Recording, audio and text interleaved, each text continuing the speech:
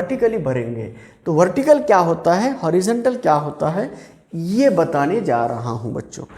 आइए बच्चों, partial feeling का पहला फर्स्ट केस फर्स्ट बेटा। ओके, अगर हमने इस पैरेलल प्लेट को इस प्रकार भर दिया, आधा d डिवाइडेड बाई 2, पूरा डिस्टेंस d है तो आधा डिस्टेंस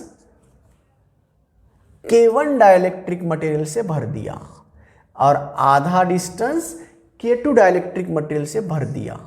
ओके बेटा, यस। तो क्या होगा effective capacity of this condenser?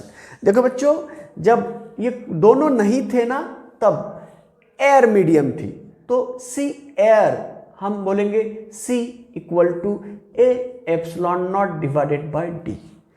दोनों प्लेट का एरिया A मान लिया और distance between two plate D मान लिया, और ये फार्मूला है जब दोनों के बीच में वैक्यूम हो या एयर हो। तो ये था भरने से पहले। ओके, अब भरने के बाद तो बच्चों ये हो गया एक कैपेसिटर, क्योंकि इसका पोलराइजेशन अलग होता है ना बच्चों, इसका पोलराइजेशन अलग हो गया, इसका इफेक्टिव कैपेसिटेंस C1 हो गया, इसका पोलराइजेशन अलग होता है, डाइलेक्ट्रिक अलग होता है ना, तो इसका पोलराइजेशन अलग हो गया, इसका इफेक्टिव कैपेसिटेंस C2 हो गया। मगर ये दोनों किस प्रकार के कॉम्बिनेशन में है? सीरीज। तो इफेक्टिव कैपेसिटी होगा C effective equal to C1 C2 divided by C1 plus C2। Series combination है ना बेटा, ये है C1, ये है C2, तो C इफेक्टिव होगा, C1 की वैल्यू रखता हूं A epsilon not K1 upon D बाई 2। तो इसको ऐसे रखें 2 A epsilon not K1 upon D। उसी तरह अब C2 होगा बच्चों A epsilon not K2 upon D divided बाई 2।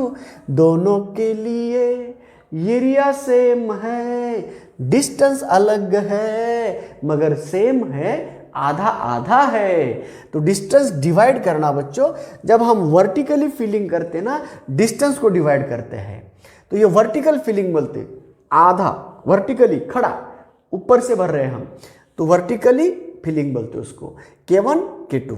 अब C2 की वैल्यू हम ऐसे लिख सकते हैं बच्चों, A epsilon not K2 upon D। बच्चों बोलिए ये कौन है रे? ये है C। ये भी कौन है रे? C। तो 2C K1, ये C1 हो गया, और C2 2C K2। तो अब इन दोनों का कैसा कॉम्बिनेशन? सीरीज है, तो 1 upon CS equal to 1 upon C1 plus 1 upon C2 से भी सॉल्व कर सकते हैं, ऐसे भी कर सकते हो, ये सिंपल। तो चलो, प्रोडक्ट करने में दिक्कत आ जाएगी ना किसी बच्चों को, तो इसलिए दोनों तरफ से मैं बता रहा हूं। 1 upon C effective equal to, उल्टा करो बच्चों, 1 upon 2C K1 plus 1 upon 2C K2। तो क्या हुआ है? प्यार हुआ है। 1 upon 2C, 1 upon C effective, हमें C इफेक्टिव चाहिए बच्चों, तो C इफेक्टिव मिल गया 2 अपॉन, देखो K1 K2 divided by K1 plus K2 into C air, और ओनली C। तो ये है बच्चों। तो अब इफेक्टिव डाइलेक्ट्रिक कांस्टेंट कितना हुआ? तो इफेक्टिव डाइलेक्ट्रिक कांस्टेंट बनेगा बच्चों ये C इफेक्टिव इक्वल टू, कैसे कंप्लीट भर दिया ना दो मटेरियल से, तो कंप्लीटली दो मटेरियल से भर दिया बोले तो कंप्लीट फिलिंग क्या होती है? कंप्लीट फिलिंग होती है बच्चों K effective into C air. C effective equal to K effective into C air. तो effective dielectric constant, effective dielectric constant K effective equal to 2 K1 K2 divided by K1 plus K2। अगर vertical feeling करोगे ना तो effective constant ऐसे निकाला जाता है, dielectric constant. Vertical feeling में हम कंडेंसर किस प्रकार के कॉम्बिनेशन में ऐसे बोलते हैं, इसका पोलराइजेशन अलग होता है, इसका पोलराइजेशन अलग होता है, मगर दोनों कंडेंसर सीरीज जैसे लगते हैं, ये ओके। तो दोनों का इफेक्टिव कैपेसिटेंस निकाला तो इस प्रकार इफेक्टिव कैपेसिटेंस आया। ये तो सी एयर है, मगर हमें पता है कुछ भी करो कंप्लीटली फिल कर दिया ना, चाहे दोघांनी भरलेला का राहत नाही हो, पण पूर्णच्या पूर्ण जागा भरली आहे ना तुम्ही, तर पूर्णच्या पूर्ण जागा भरली असेल तर तुम्ही हा फॉर्म्युला वापरू शकता, के इफेक्टिव्ह याला वापरू शकता। चला, हे झालं वर्टिकल फिलिंग। आता case second, horizontal filling. Horizontal filling म्हणजे कसं, अर्ध अगोदर हे आत अगोदर हे अर्ध K1 न भरायचं, वरचं K2 न भरायचं। तर त्याची आकृती असं दाखवते बाळांनो, केस नंबर 2 मध्ये हा आहे पॅरलल प्लेट कंडेन्सर आणि त्याचा अर्धा भाग, खालचा अर्धा भाग K1 न भरलेला आहे आणि वरचा अर्धा भाग K2 न भरलेला आहे। बघा, हा प्लस क्यू आणि इकडे minus Q, total distance D आहे। आता काय होतं बाळांनो, इथं मात्र एरिया डिवाइड झाला, अर्धा एरिया एका मटेरियलनं भरलाय, अर्धा एरिया दुसऱ्या मटेरियलनं भरलेला आहे। म्हणजे हॉरिझॉन्टल फिलिंगमध्ये एरिया डिवाइड होतो, व्हर्टिकल फिलिंगमध्ये डिस्टन्स डिवाइड होतो, सेपरेशन डिवाइड होतं। म्हणून सेपरेशन डिवाइड झालं तर इफेक्टिव्ह कॅपॅसिटी काय कसा काढायचा आणि के इफेक्टिव्ह पण कसं काढायचं हे याबद्दल सांगितले बाळांनो।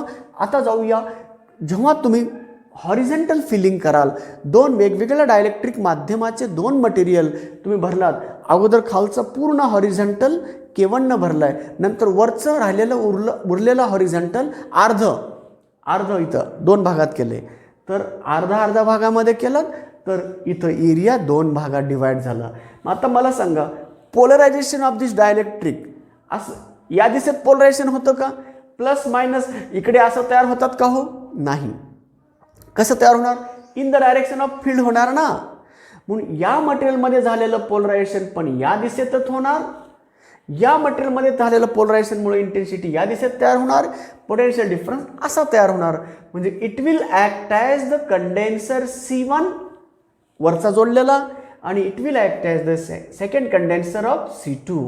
म्हणजेच याचा अर्थ हा वरचा एक कंडेन्सर C1 कॅपॅसिटरचा आणि खालचा एक कंडेन्सर C2 कॅपॅसिटीचा, म्हणजे दोघांचं कसलं कॉम्बिनेशन झालं, पॅरलल।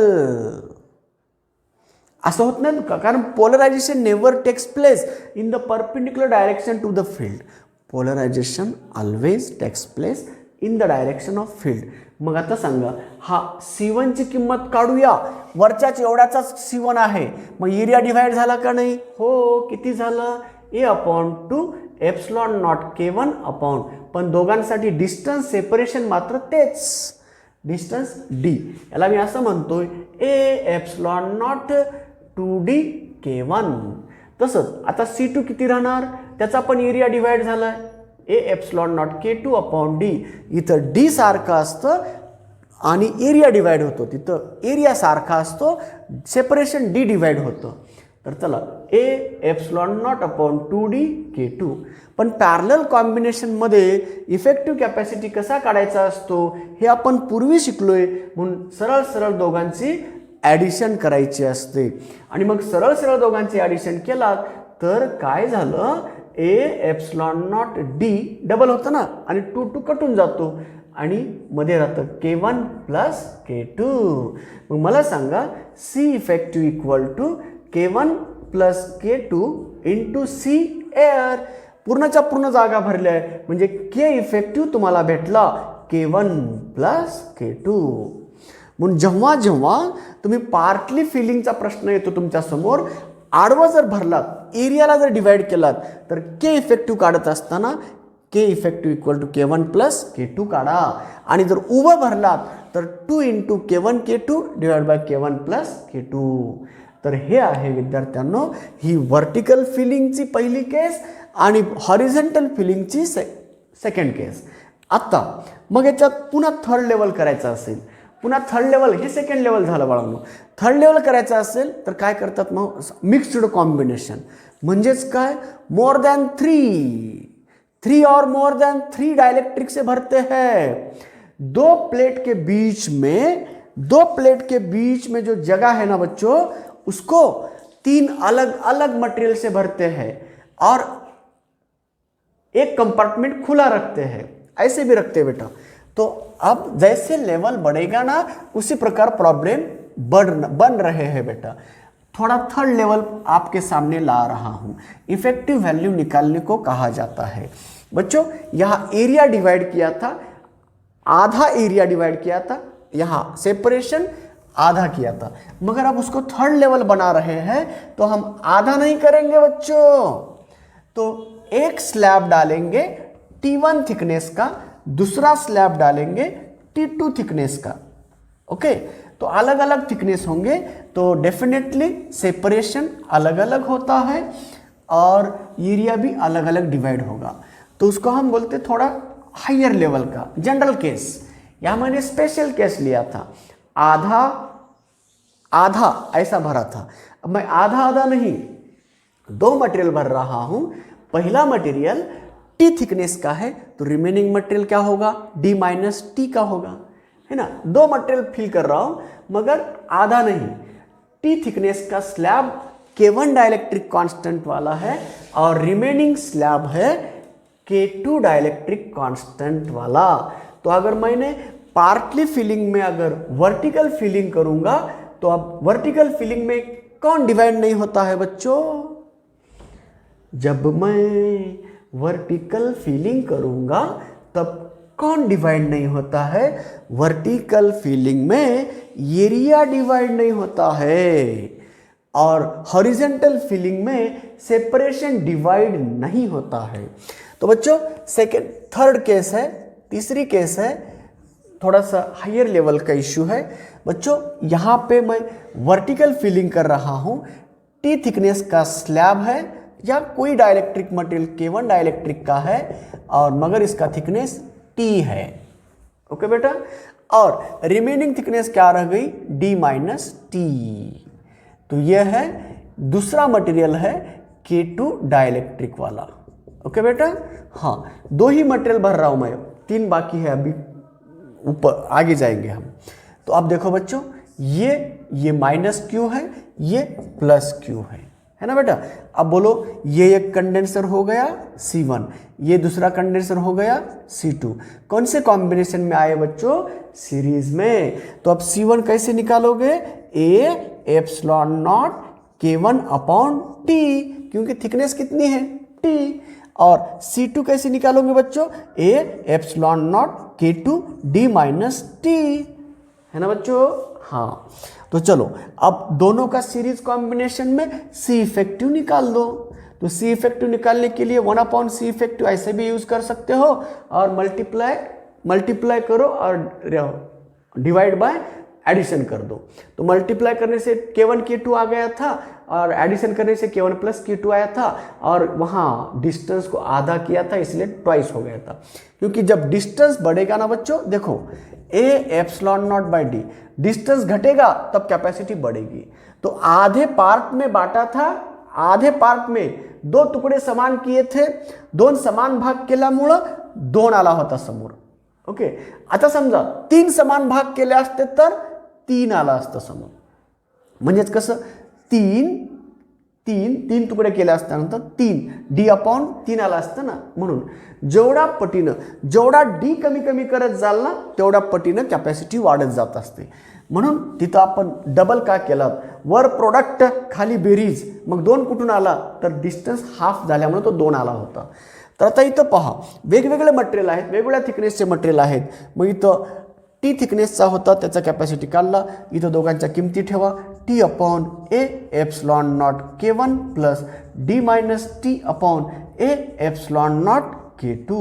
ओके बेटा, मग 1 अपॉन A एप्सिलॉन नॉट बाहेर काढा, T अपॉन K1 प्लस काय झालं D minus T upon K2. तर हा झाला 1 सी इफेक्टिव्ह. तर सी इफेक्टिव्ह इक्वल टू उलटं करा ए एप्सिलॉन नॉट डिवायडेड बाय, आता हा K1 K2 वर जातो, K1 K2 वर गेला आणि खाली तिरपा T K2 plus D minus T K1. तर हा सी इफेक्टिव्ह झाला. मग आता हा सी इफेक्टिव्हची किंमत ठेवायचं. ओके बेटा. हां, तर अशा पद्धतीनं आता इथं T1 T2 दिला असता तर आणखी पुन्हा वेगळं, इथं काय T1 इथं T2 घेतलं असतं. मग फॉर्म्युला कसा झाला असता बघा, इथं डी मायनस टीसाठी केलं मी. समजा त्यांनी टोटल डी घ्यायचं नाही, तिथं T2 घेतला, त्याला फॉर्म्युला कसा बनतो, T2 थिकनेस, दोघांची मिळून डी झाली हो, पण T1 थिकनेसचा एक स्लॅब, T2 थिकनेसचा दुसरा स्लॅब. तर फॉर्म्युला कसा झाला बघा, इथं राहणार T2 T1 T2, हे T1 इथं T2. Okay, T2. मग तर तयार झाला एक वर काय T1 इथं T2. तिरपा गुणाकार करा, K1 K2 divide by T1 K2 आणि इथं T2 K1. म्हणजेच वर्टिकल फिलिंगमध्ये समजा दोन मटेरियल्स अलग अलग थिकनेसचे असतील, डायलेक्ट्रिक मटेरियल K1 K2चा असेल तर एरिया सेम असतो, फक्त डी डिवाइड करा म्हणजे with respect to the distance T1 T2च्या नुसार डिवाइड करायचं. तर C1 आला हा, C2 आला हा, मग दोघांचा इफेक्टिव्ह कॅपॅसिटन्स काढला, वर दोघांचा गुणाकार K1 K2 आणि दोघांची बेरीज, पण ते समान नाहीत ना आता इथं, म्हणून दोघांची बेरीज घेत असताना असं केलं. तर विद्यार्थी मित्रांनो, effective capacity when two different materials having different thickness, having different dielectric constant, when they are vertically filled, then effective capacitance will be this much. आता नेक्स्ट केस है, फोर्थ केस है, फोर्थ नंबर की केस है, अगर हमने उसको हॉरिजेंटली भरा होता तो कैसे, देखो अलग अलग, अब हॉरिजेंटली अलग अलग एरिया में, तो देखो A1 एरिया K1 कांस्टेंट वाला मटेरियल, A2 एरिया में K2 कांस्टेंट वाला मटेरियल भर दिया, इसको हम हॉरिजेंटल फिलिंग बोलते हैं. इसी मटेरियल को, अब याच्यामध्ये दोघांसाठी काय सारखं राहणार, डिस्टन्स सारखं राहणार. एरिया डिवाइड केला, त्याच्यामध्ये एरिया कॉन्स्टंट होता ना, तिथं डिस्टन्स डिवाइड केलं. मग आता सांगा, हा कॅपॅसिटर C2, हा कॅपॅसिटर C1, दोघांचं कसलं कॉम्बिनेशन, पॅरलल. आता C1 ची किंमत काढा बरं, A2 हां K2 A epsilon not K2 divided by D, आणि C2 किती झाला, A1 सॉरी इथं C2 आहे, C1 A1 epsilon not K1 upon D. मग दोघांचं पॅरलल आहे ना बाळांनो, तर C इफेक्टिव्ह बरोबर C1 plus C2, A epsilon not sorry epsilon not upon D बाहेर, A1 K1 plus A2 K2. तर हा झाला इफेक्टिव्ह कॅपॅसिटन्स. असं जर फील केलात तुम्ही, पार्टली हॉरिझॉन्टल फील केलात तर डिस्टन्स सेम राहतो आणि रिस्पेक्टिव्ह एरिया त्याचा वापरायचा असतो. तर इथं A1 ची किंमत A2 ची किंमत वेगवेगळी असू शकते, तर त्यानुसार फॉर्म्युला तयार करायचा. विद्यार्थी मित्रांनो, आता जातोय मोर दॅन 3 किंवा मोर दॅन 3. आता या फिलिंगमध्ये कसं करणार, फक्त हिंट देतो तुम्हाला कसं सॉल्व करायचं. नेक्स्ट केस आहे, असा जर भरलात तुम्ही,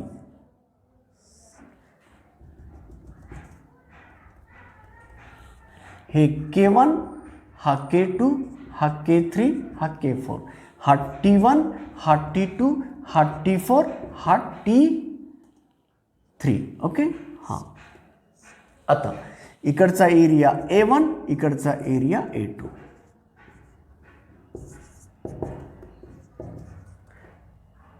वरच्याचा एरिया A1, खालच्याचा एरिया A2. 4 मटेरियल भरलेत आपण, पार्टली फिलिंग, हे पण वेगवेगळ्या थिकनेसचं, वेगवेगळ्या एरियाचं. इथं 1/4 वगैरे नाही, तुम्ही 1/4 साठी बनवू शकता. मी फक्त आता डायरेक्ट जनरल केस घ्यायला लागलोय. इथं वेगळं मटेरियल, इथं वेगळं मटेरियल, इथं वेगळं मटेरियल. मग आता सांगा हे कसं तयार झालं, तर वरचे 2 कंडेन्सर सिरीज C1 C2, खालचे दोन कंडेन्सर्स सिरीज C3 C4 आणि मग या दोघांचं पॅरलल. मग सांगा C1 ची किंमत किती आली A1 epsilon not K1 upon T1. C2 ची किंमत किती आली A2 epsilon not K2 upon T2. C3 ची किंमत किती आली A3 epsilon not K3 upon T3. C4 ची किंमत किती आली A4 epsilon not K4 upon T4. मग आता प्रत्येकाच्या किमती आहेत, या दोघांचं सिरीज आहे ना. हां, या दोघांचं सिरीज असेल तर इफेक्टिव्ह कॅपॅसिटी किती येणार तर CS1 म्हणायचं. CS1 equal to 1/CS1 equal to गुणाकार बेरीज थोडा अवघड जाईल तुम्हाला म्हणून मी सरळ हा फॉर्म्युला वापरतोय. नाहीतर तुम्ही वर बेरीज गुणाकार खाली बेरीज पण करून घेऊ शकता. तर 1/CS1 equal to 1/C1 plus 1/C2. उलटं करून लिहा किती येतं T1 upon A1 K1 epsilon naught plus T2 upon A2 K2 epsilon naught. 1/एप्सिलॉन नॉटला बाहेर घ्या, 1/एप्सिलॉन नॉटला बाहेर घेतला T1 A2 K2 plus T2 A1 K1 divided by A1 A2 K1 K2. खाली गुणाकार वर बेरीज. तर हा झाला 1/C इफेक्टिव्ह. तर आता C effective equal to CS1 equal to epsilon not A1 A2 K1 K2 divided by T1 A2 K2 plus T2 A1 K1. तर हा झाला C इफेक्टिव्हचा फॉर्म्युला. तर effective CS1 not effective CS1. जसं आपण CS1 काढलंय ना विद्यार्थ्यांनो तसं आता CS2 काढा. या दोघांचं सिरीज आता डायरेक्टली काढू का हो मी काढता येतं मला कारण हे बघा ना इथं जसं उलटं केलं ना तसं इथं करायचं. आता CS2 बरोबर epsilon not A3 A4 K3 K4 divided by इथं T3 A4 K4 plus T4 A3 K3. This is the CS2. मग आता शेवटी C इफेक्टिव्ह इक्वल टू आता हा CS1 आणि हा CS2 दोघं कुठल्या कॉम्बिनेशनमध्ये आले पॅरलल. CS1 CS2. मग आता दोघांचं पॅरलल म्हणल्यानंतर दोघांची काय होते ॲडिशन म्हणून CS1 प्लस CS2 दोघांचे ॲडिशन करा. दोन ब्रॅकेट होतात. एप्सिलॉन नॉट फक्त बाहेर येतं बाकीचं आत. T1 A2 K2 plus T2 A1 K1 divided by A1 A2 K1 K2 plus T3 K4 A4 plus sorry गलत हो गया गलत. इथं ॲडिशन हे घ्यायचं ना हे दोन घ्यायचं मी हे दोन घ्यायला लागलो. मल्टिप्लिकेशन वर पाहिजे ना. चला A1 A2 K1 K2 divided bye हे T1 A2 K2 plus T2 A1 K1 plus आता हे A3 A4 K3 K4 divided by T3 A4 K4 plus T4 A3 K3. तर हा आहे इफेक्टिव्ह कॅपॅसिटन्स. हा थर्ड लेवलचा क्वेश्चन बनतो बाळांनो. आता या प्रत्येकाच्या किमती देतात तुम्हाला म्हणजे ज्याची 2 centimetre 3 centimetre 2 centimetre 3 centimetre 1 centimetre 3 centimetre असं वेगवेगळ्या सेंटीमीटर 1 2 3 4 सेंटीमीटर असं पण देऊ शकतात. 1 सेंटीमीटर 2 सेंटीमीटर 3 सेंटीमीटर 4 सेंटीमीटर हा एरिया 2 मिलीमीटर स्क्वेअर किंवा 2 सेंटीमीटर स्क्वेअर हा 3 सेंटीमीटर स्क्वेअर वेगवेगळा एरिया देतात आणि मग विचारतात effective capacity of this system असं विचारतात. तर अशा वेळेस हा जनरल फॉर्म्युला तुम्हाला मग कितीही मटेरियल असू द्या वरचे वर सिरीज खालचे खाल सिरीज मग दोघांचं पुन्हा पॅरलल. तर हे असं का आपण असं सिरीज का घेत नाहीये तर लक्षात आलं का बाळांनो असं सिरीज का घेत नाहीये कारण की पोलरायझेशन त्या दिशेत होत नाही हो. पोलरायझेशन ज्या दिशेत झालं ना त्या दिशेत पोटेन्शियल डिफरन्स तयार होतं आणि तिथंच प्लस मायनस चार्ज त्या दिशेत फील्ड तयार होतं. इफेक्टिव्ह कॅपॅसिटी तिथंच तयार होतो ना. म्हणून तर असं न घेता असं घ्यायचं. These are the partial filling effect of dielectric on the partial filling condensers. जब हम कंडेंसर के बीच का प्लेट अगर बीच की स्पेस अगर हमने पार्टली फिल किया तो इस प्रकार आपको उसको सॉल्व करना है बच्चों. तो कभी कभी क्या करते हैं बच्चों इसमें हवा रखते हैं बस 3 K1 K2 K3 और इसके लिए क्या लेना बच्चों 1. इसके लिए एयर का A epsilon not by A1 A2 A2 epsilon not divided by जो भी थिकनेस है वो लेना. कितना हो गया T4 ये जो है ना वो रहेगा T1 वो जो थिकनेस है ना वो रहेगा T1 ऐसा. अगर यहाँ दिया तो वो लेना बच्चों. जी दिली थिकनेस ती घ्या. फक्त डायलेक्ट्रिक कॉन्स्टंट व्हॅक्यूमचा आणि एअरचा 1 घेतो जवळपास एक. ॲक्च्युअली एअरचा आहे 1.0003 1.0003 हा एअरचा आहे पण अप्रॉक्सिमेटली आपण एकच घेतो. व्हॅक्यूमसाठी एक आहे तर एअर जवळपास आपण समानच आहे असं डायलेक्ट्रिक कॉन्स्टंट घेतो आणि मग म्हणून केची किंमत जिथं हवा असेल तिथं घ्या. म्हणजे तुम्हाला असं विचारतात इथला हवा इथं हवा ठेवतात त्याच्यात ट्विस्ट करतात बाळांनो. तर विद्यार्थी मित्रांनो डायलेक्ट्रिक म्हणजे काय आणि effect of dielectric on the capacity of the condensers किस प्रकार कैपेसिटी बदलेगी. कंप्लीट फिलिंग करने के बाद क्या होगा पार्टली फिलिंग करने के बाद क्या होगा. इतना सारा होने के बाद हम जा रहे हैं अब कॉम्बिनेशन ऑफ मल्टीप्लेट के कॉम्बिनेशन के ऊपर हम कुछ क्वेश्चंस बनाते हैं. Capacity of the system of plates capacitance of the system formed by the plates parallel plate. ऐसे अलग अलग नंबर ऑफ प्लेट्स हम एक दूसरे के नज़दीक रखते हैं और एक सिस्टम बनाते हैं. उसकी वजह से उस सिस्टम का कैपेसिटर क्या होगा effective capacity of the system क्या होगी. तर असे प्रश्न विचारतात.